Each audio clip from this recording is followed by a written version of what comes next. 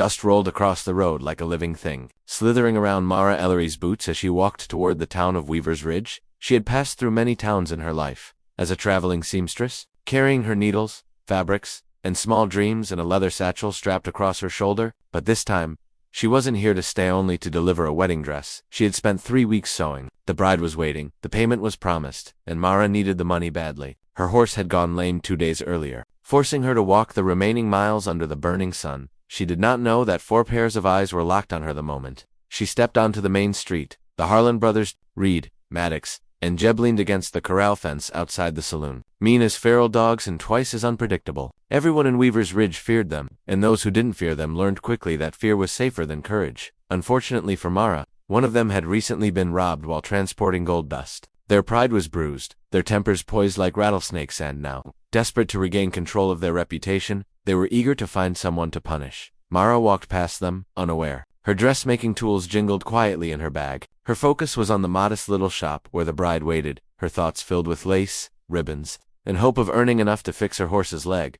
Duke Harlan whispered to his brothers, "That's her. That's the girl who took it. Looks like she's trying to run," Jeb muttered. Though Mara was merely heading toward the shop, they didn't want proof. They wanted a target. Duke spat near Mara's boot. "Hey, sweetheart, stop right there." Mara froze. She had heard tones like that before, tones belonging to men who considered cruelty entertainment. Carefully, she turned. "Yes." Reed stepped forward, towering over her. "You think you can rob the Harlan boys and stroll into our town like nothing happened?" Mara blinked, stunned. "Rob you? I don't even know who you are." The brothers laughed, a cold, empty laugh.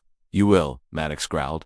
Before the townsfolk even fully understood what was happening, the brothers had grabbed her arms, ripped the satchel from her shoulder, and pulled her toward their horses. "Please," Mara shouted, "this is a mistake." People watched from windows, from doorways, from across the street. No one moved. No one spoke. No one dared to intervene, not in Weaver's Ridge. The brothers tied her hands and threw her across a saddle. Dust filled her eyes as she tried to breathe. She saw the sheriff's door crack open and then slam shut again. Even the law didn't want trouble with the Harlans. They dragged her out of town, their horses kicking up angry clouds of red dust. Mara screamed again, but the desert swallowed her voice. Miles away, they stopped between 2 towering pine trees. Reed and Maddox dismounted, pulling Mara upright. Duke pointed at the branches. "String her up. We'll let her think real hard about stealing from us." Mara thrashed, pleading for reason, but her wrists were already being tied high, stretched painfully between the trunks. Her feet barely touched the ground, her arms burning as the brothers stepped back to admire their lesson. "Won't kill her," Duke said, "just break her spirit a little."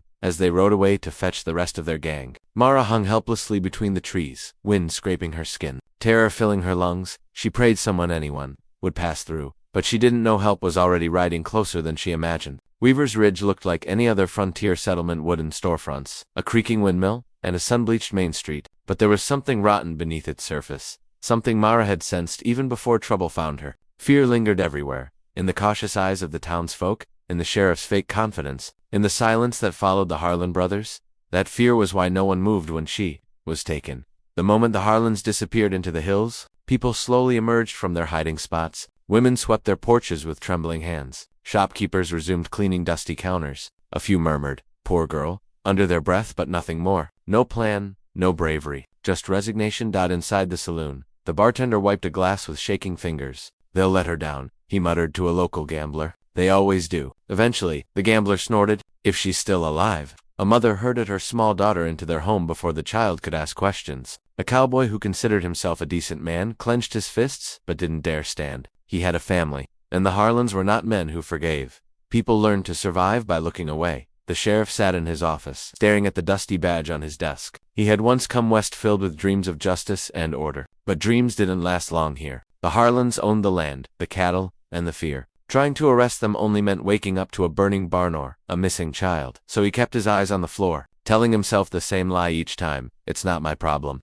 While the town moved on, Mara was still hanging between those 2 pines. Her shoulders throbbed with every passing minute. The ropes cut into her wrists until blood trickled down her arms. She tried to shift her weight, but every movement sent pain shooting through her muscles. Thought her dress was torn from the struggle. Her satchel, the one carrying her tools and the wedding dress, was gone. She feared it was trampled or tossed into the dirt somewhere. The sun slowly shifted across the sky. Shadows stretched long between the trees. Birds circled above her like patient sentries. Mara's throat was dry, her lips cracked. "Please," she whispered to no one. "Someone help." A rustle echoed through the canyon. Mara flinched, looking up with blurry eyes. A shape darted behind a bush. Perhaps a rabbit. Perhaps something worse. Every sound felt like a threat. She thought of her mother's voice telling her stories of brave riders and kind strangers. She wished those stories were real. By late afternoon, the wind had turned bitter. Dust stung her face. Her arms trembled from exhaustion. Tears blurred her vision. If the brothers returned and found her alive, they would only enjoy finishing their lesson. Mara's trembling knees finally buckled. She hung entirely by her wrists, choking on a sob. And somewhere far behind her, miles back toward Weaver's Ridge, the ground trembled with the steady rhythm of hooves. A lone rider, moving fast, heading straight for her. Miles Calder rode through the canyon trail with the kind of quiet confidence that came from years of traveling alone. His hat was pulled low, shading his sharp eyes from the blazing afternoon sun. His horse, a powerful black gelding named Brisk, moved with the steady gait of an animal used to long miles and harder trails. Miles wasn't headed to Weaver's Ridge for any particular purpose. He'd heard they needed ranch hands for the winter season, but truthfully, he only needed a place to rest. A place where his past couldn't reach him. A place where the ghosts of decisions he regretted could quiet down long enough for him to sleep. But fate rarely followed a man's plans. As he rode deeper into the canyon, a strange sound carried on the wind, a faint, broken rustling that didn't belong to the trees. Brisk's ears flicked forward. Miles tightened his grip on the reins. "Easy, boy," he murmured. But he could feel it too. Something wasn't right. He slowed the horse, listening carefully. The canyon was usually quiet at this hour. The wind, the birds, the crunch of hooves over dry earth, these were familiar. But this sound, it was something alive. Something struggling. Another faint cry. Weak, almost swallowed by the wind. Miles turned toward it. Brisk stepped around a bend. And that was when Miles saw it, something swaying between two tall pines. At first, he thought it was a broken banner or a piece of fabric caught in the branches. But as he drew closer, the shape became clearer. Horrifyingly clear. A woman, hanging by her wrists, barely conscious. Miles' jaw tightened so hard it hurt. He spurred his horse forward, jumping off before Brisk fully stopped. His boots hit the earth with a thud as he rushed toward the woman. Her head was slumped forward. Her hair tangled across her face. Her wrists were tied with coarse rope. Her arms stretched unnaturally high. "Ma'am," Miles said, his voice low and steady. No response. He reached up and touched her arm. Her skin was feverish, her body limp.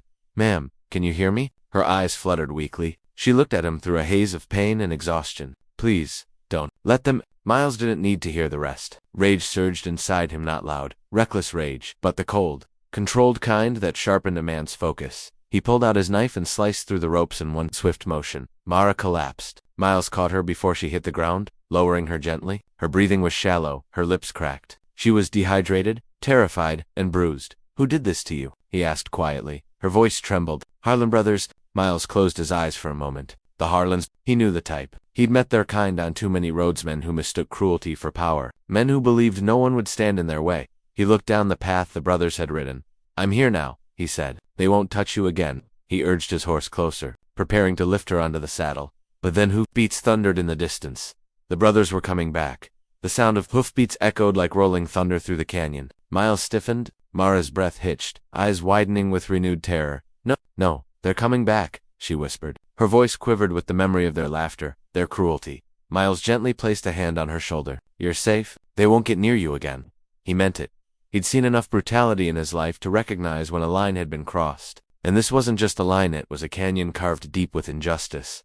He stood and scanned the ridge. Dust clouds rising. 4 riders approaching. No time to run. No time to hide. His horse wouldn't outrun them, carrying 2 people. The only choice was to stand his ground. He helped Mara lean against a tree trunk, placing her behind him for protection. Her arms trembled violently. She tried to speak, tried to warn him of the danger, but Miles shook his head. "Don't waste your breath. Save your strength." He pulled his revolver from the holster, checked the cylinder. 5 bullets. Enough. Brisk pawed the ground nervously. Sensing the tension, the hoofbeats grew louder, closer, the Harlan's voices drifting through the canyon like wolves returning to a carcass. Miles squared his shoulders, placing himself directly in their path. Mara wanted to scream, beg him to run, to leave her, to save himself, but she had no voice left. All she could do was watch him stand there, tall and unafraid, facing the men who had nearly killed her. The first rider came into view. Duke Harlan. He reined in his horse sharply, surprise flashing across his face when he saw Mara Freed and Miles standing protectively in front of her. "What the hell?" Duke muttered. His brothers pulled up beside him. Maddox pointed at Miles. "Who's he?" Reed snorted. "Doesn't matter. He's in our way." Miles raised his gun, the movement smooth and deliberate. "Turn around," he said. "Ride home. This ends here." The brothers stared at him, disbelief turning to mocking laughter. "You don't know who you're talking to," Duke said. "Don't need to," Miles replied calmly. "I know what you did." Jeb's eyes narrowed. That's our business, Cowboy? She stole from us. I didn't, Mara croaked from behind Miles, but speaking caused her to cough violently. Miles took one step forward. The brothers stiffened. You hurt a woman? He said coldly. Bound her? Left her to die. That stops now. Duke leaned forward in his saddle, lips curling. Or what? You gonna shoot all of us? Miles didn't blink. If I have to. His voice was so steady, so full of grim certainty, that even the Harlans paused. The canyon wind stilled. For one breathless moment, everything was silent. Then Duke snarled. Boys, teach him what happens to anyone who gets in our way. Reed's hand dropped toward his revolver. Miles fired first. The gunshot cracked like lightning, echoing off the canyon walls. Reed fell from his horse. Chaos erupted. Mara flinched, but Miles didn't move from his spot. He fired again, forcing Maddox to dive for cover behind a rock. Brisk reared, but Miles kept his stance firm, protecting the woman behind him with a deadly, unwavering resolve. Duke shouted angrily, firing wildly. Bullets ricocheted off stone. The air filled with dust, shouts, gunfire, and the thunder of hooves. Miles fought like a man possessed, not recklessly, but with the cold fury of someone who had no more tolerance for cruelty. This time, he wasn't riding away from trouble. This time, he was standing for something, and he wasn't about to lose. The battle seemed to end as quickly as it had begun. Dust settled slowly over the canyon, drifting like smoke from an extinguished fire. Reed lay groaning on the ground, clutching a wound in his shoulder. Jeb had retreated behind a boulder after nearly losing his hat to Miles' second bullet. Maddox, shot in the thigh, was still scrambling to regain footing.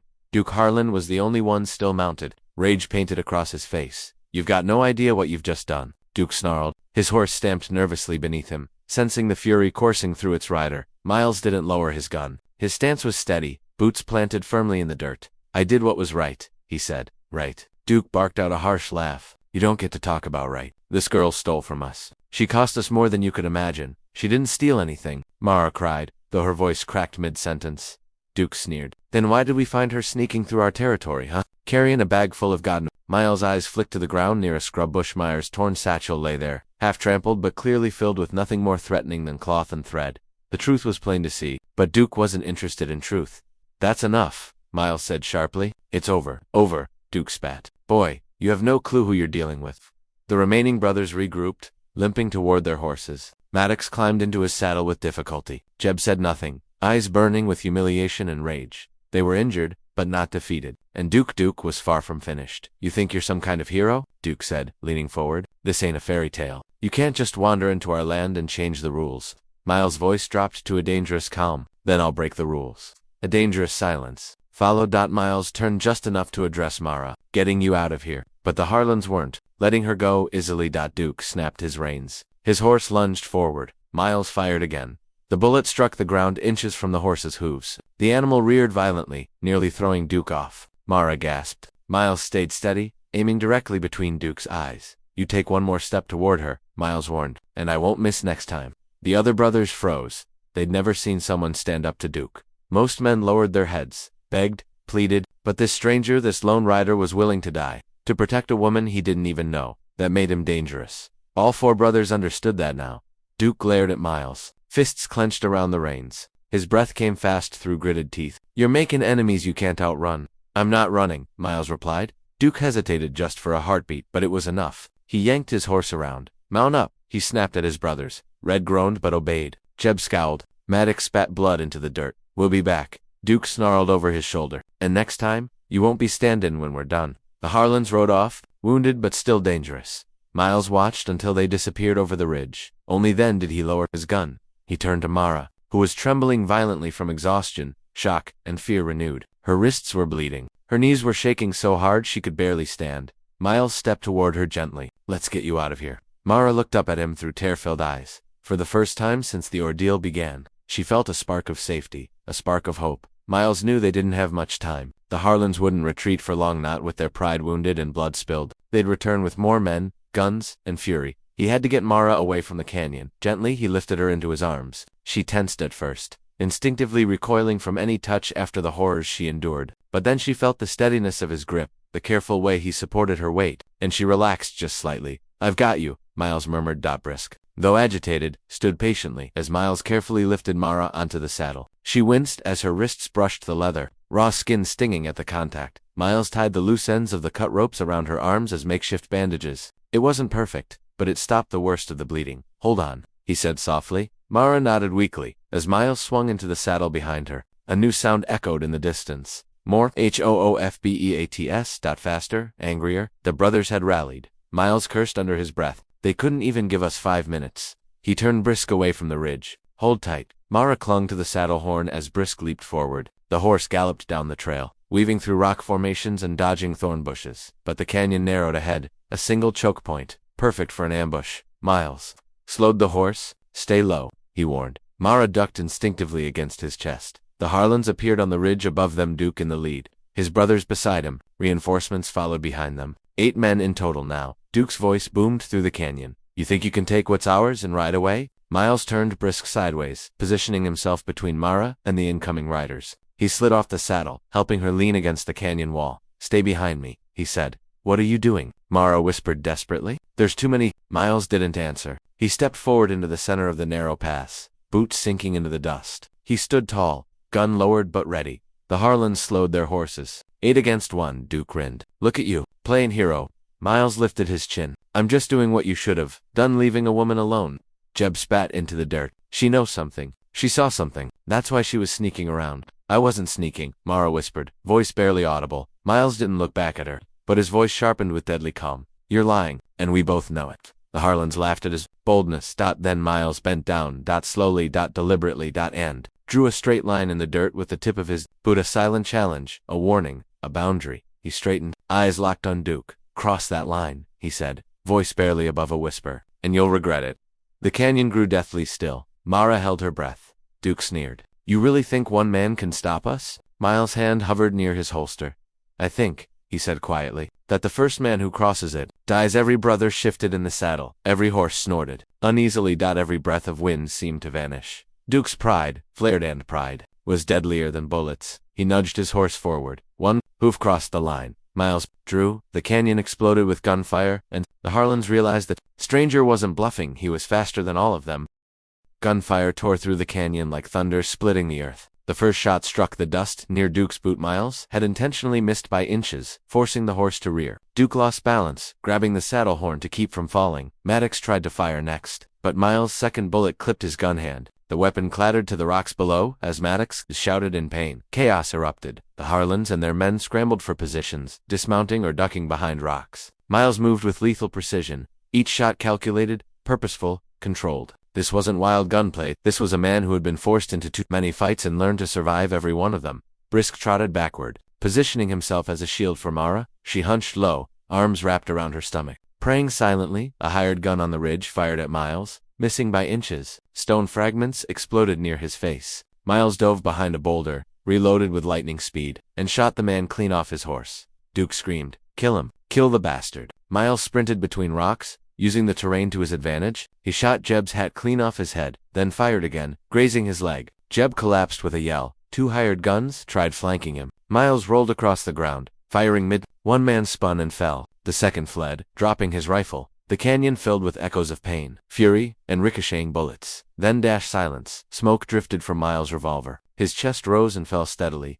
not with fear, but with controlled breath. His boots were coated in dust, his shirt torn where a stray bullet had grazed him. But he remained upright, calm, unshaken. The Harlans were no longer charging. They were crawling behind rocks, too injured or terrified to continue. Duke peeked out, trembling with fury. You son of a! Miles pointed his revolver at him. Duke froze. I told you, Miles said quietly. Touch her again, and die. Duke's swollen pride collapsed under the weight of reality. He looked around, his brothers injured, his hired guns defeated. The canyon littered with proof that this stranger was the wrong man to provoke. Duke spat. You don't know what you've started. Miles didn't move. No, but I know what I finished. Duke's horse was long gone. Spooked by the gunfire, Reed struggled to get to his feet. Jeb clutched his bleeding thigh. Maddox stared at his useless gun hand. We're done, Reed barked. Let's get out of here before he kills us all. Duke hesitated, pride battling survival before finally giving in. The Harlans dragged themselves away, limping and cursing, disappearing into the rocks like beaten wolves. Miles waited, watched, listened. Only when he was absolutely certain they were gone did he lower his gun. He exhaled slowly, holstering the weapon. Then he turned to Mara. She stared at him as if looking at a miracle she didn't believe she deserved. Are they? She whispered. Gone, Miles said. She tried to stand, but her legs buckled. Miles caught her. You're safe now. She didn't have the strength to answer. Tears slid silently down her cheeks. Falling into the dust, Miles lifted her into his arms again, not roughly, not hurriedly. but with the gentleness of a man who had lost softness long ago and found it again in a stranger. "Let's go," he murmured. "You're not hanging between those trees ever again."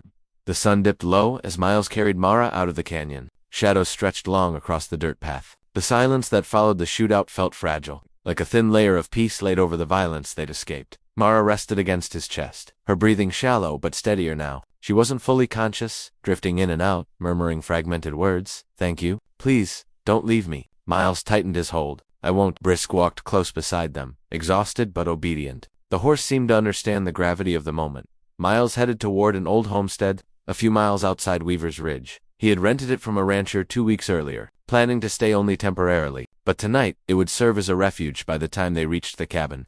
Dusk had softened the sky into shades of purple and blue. Miles pushed the door open with his shoulder, carried Mara inside, and laid her gently on a cot. She winced as her back touched the blanket. Miles immediately fetched water, a cloth, and the small tin of salve he kept for horse injuries but would work just as well on rope burns. "Let me help," he said. Mara nodded weakly. He cleaned her wrists, careful not to hurt her. She watched him through hazy eyes, trying to make sense of this stranger who fought like a storm but touched her like she was something fragile. Why did you help me?" she whispered. Miles paused. He didn't answer immediately. Truthfully, he wasn't sure himself. Maybe he was tired of looking away. Maybe he saw someone who reminded him of a woman he once failed to protect. Maybe fate had decided to drag him toward a moment he could not ignore. "Because someone should have," he finally said. "And no one else did." Mara swallowed hard. Her throat was raw. "They were going to kill me." Miles sat beside her. "Not anymore." She closed her eyes, tears slipping down the corners. I thought I was going to die out there." Miles wanted to tell her he would have ridden through hell before letting that happen, but he kept those words to himself. "Get some rest," he said softly. "You're safe here." He stood to give her space, but Mara's hand weakly reached for his wrist. "Stay," she whispered. Miles hesitated, then sat back down. The next morning sunlight filtered through the cracked window, warming the cabin. Mara woke slowly. Her wrists were bandaged. Her pain was dull but bearable. She turned her head and found Miles sitting at the table, carving a piece of wood with steady hands. He looked up. "How are you feeling?" "Alive," she whispered. "Thanks to you." He nodded, almost shyly. Mara pushed herself upright. "What happens now?" Miles studied her with eyes both gentle and guarded. "Now you heal. And when you're strong enough, you decide where you want to go." She shook her head. "The Harlans, they'll come after me. I'll handle that."